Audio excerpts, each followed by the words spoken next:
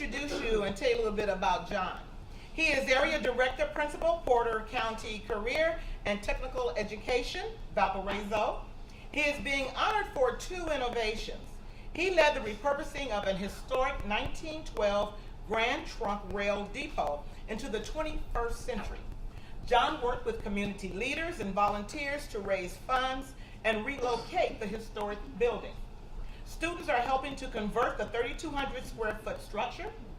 John was also nominated for launching the first student-built alternative demonstration project on a school rooftop in Indiana. He was inducted into the society as a team member in 2012. Please welcome John Groth of Northwest Indiana Trailblazers.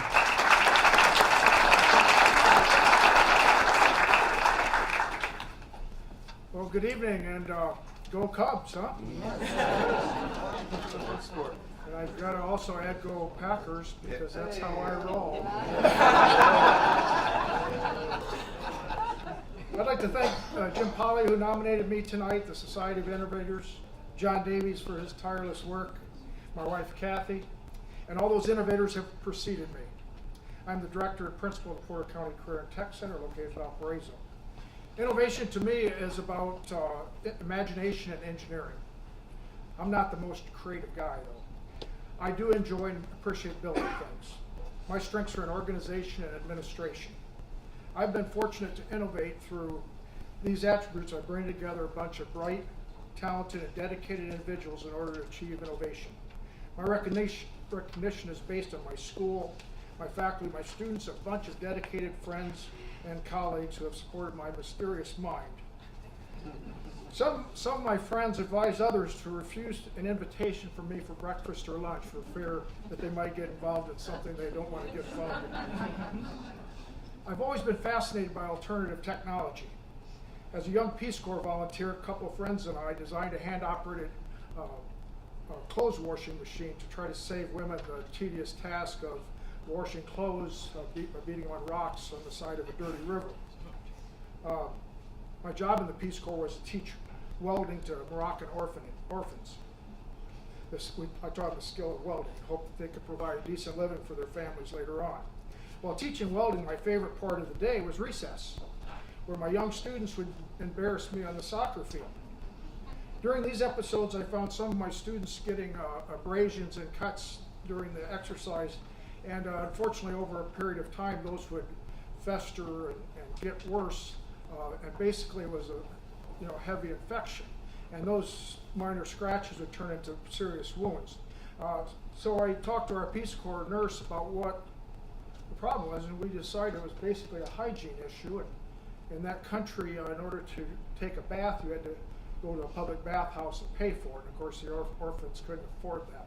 So that's when I got the idea, well, geez, we're living in a desert, let's build our solar hot water heater. So that was the first task. We put a solar hot water heater on the roof of the orphanage there, so we just had hot water for them to bathe and shower. Today we're a little bit more sophisticated. As along with my teachers, several volunteers, and a lot of good students, we have built an alternative energy demonstration site on the roof of the Career Center. Today our project has 3 wind turbines, about 50 solar panels, and includes a robot that holds 2 photovoltaic panels that follow the sun across the sky. Several lights in our building are operated solely by alternative energy, and we've sold an additional 36.7 megawatt hours of power back to NIPSCO off our alternative energy side over the last 3 years. The other innovation that's being celebrated today is our effort to save and repurpose Valparaiso's 1912 Grand Trunk Railroad Station. The saga began 4 years ago when Canadian National applied to demolish the old depot.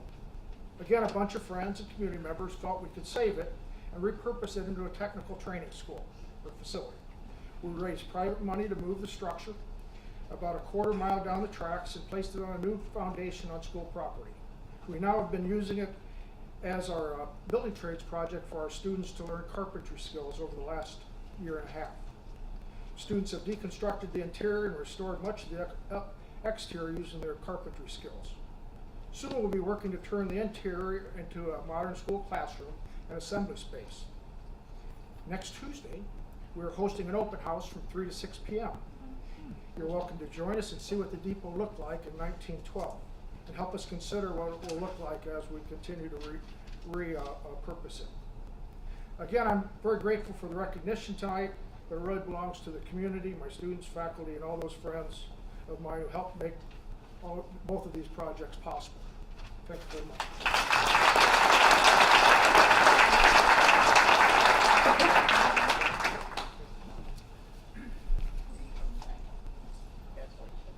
John Groth, ladies and gentlemen, being presented by Linda Wallace-Chansky.